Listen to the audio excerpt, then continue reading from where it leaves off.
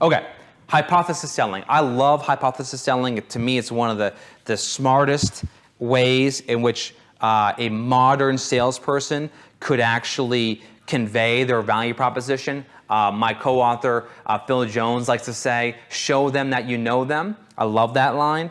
And this is exactly the way in which you want to think about selling. There's a book you guys should all write down. The book's called The Challenger Sale. I didn't even know who wrote the book because it's been a little while since I read it, but The Challenger Sale, maybe we can find it, John, and drop it in the comments, is a book about the characteristics of the world's best salespeople. And they actually look at different types of characteristics of salespeople. They look at like the salespeople who are called the lone wolf, the person who can't be tamed, the person who doesn't follow any of the like SOPs you have in place, but somehow kind of hits their quota. Then you've got like the relationship builder, the person who focuses on the handshakes, the hugs, dropping presents off, throwing parties. That type of salesperson, is something that exists within all different types of organizations. But when they actually began to analyze the different types of salespeople, the lone wolf, the hard worker, the one who will dial for dollars, the one who will smile and dial, the one who gets up at 5 in the morning just to convince themselves they don't hate their life and like does affirmations just so they can pick up the phone and get through the day. Like that person, that hard worker who's dedicated, that's a type of salesperson that exists within every organization. So you've got the hard worker, you've got the lone wolf, you've got the relationship builder. And when they actually did a comprehensive study using science, using data, using consumer research, they found that those three types of salespeople dramatically underperform in comparison to the challenger sale. And the challenger sale is someone who can teach and educate and challenge the consumer, maybe some of their conventional wisdoms, through the sales process as a way to justify their value. And this is particularly important when it comes to complex sales processes.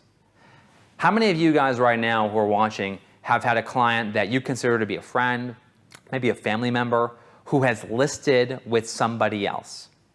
You've got a great relationship with them. You've got, you drop off presents to their house all the time. You invite them to all your parties. And it turns out their house just hit the market yesterday and chose your competitor. See, there is a perception problem if you become the lone wolf, you don't have a repeatable model. If you become the hard worker, you just work yourself into the ground and have no efficiencies and no scalability. And if you're the relationship builder, you end up in a position where you hope people, because they like you, will be loyal to you. And the reality is that people are going to act and operate in their own best interests, as they should. It's human nature.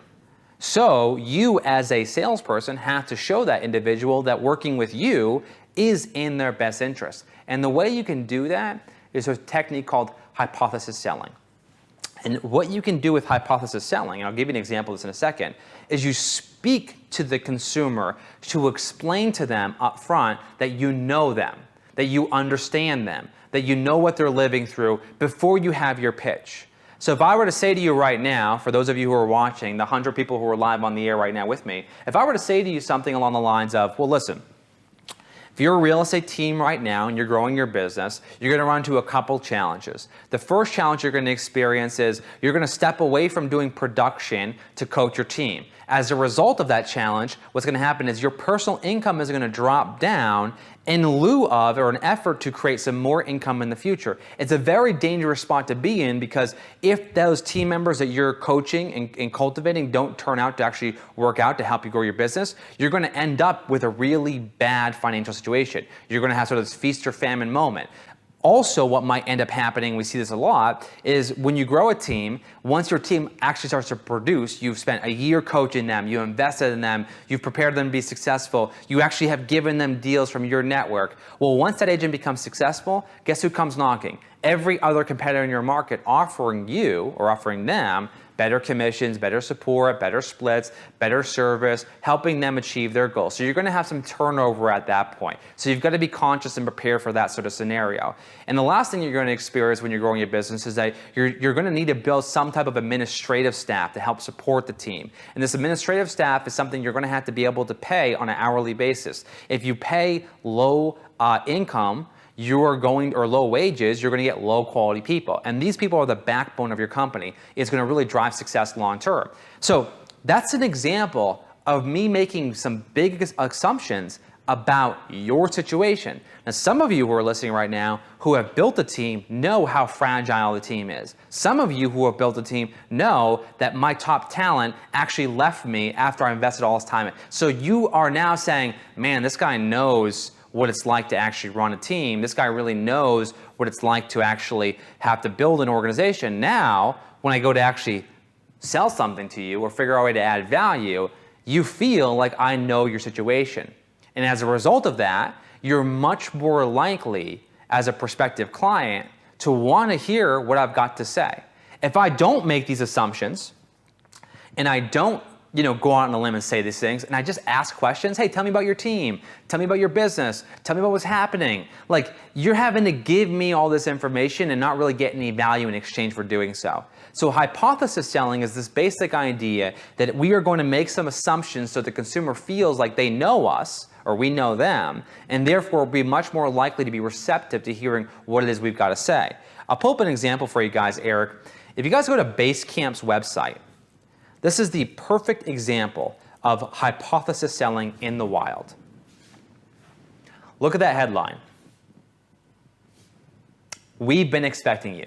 All growing businesses run into the same fundamental problems: hair on fire, buried under email, stuff everywhere.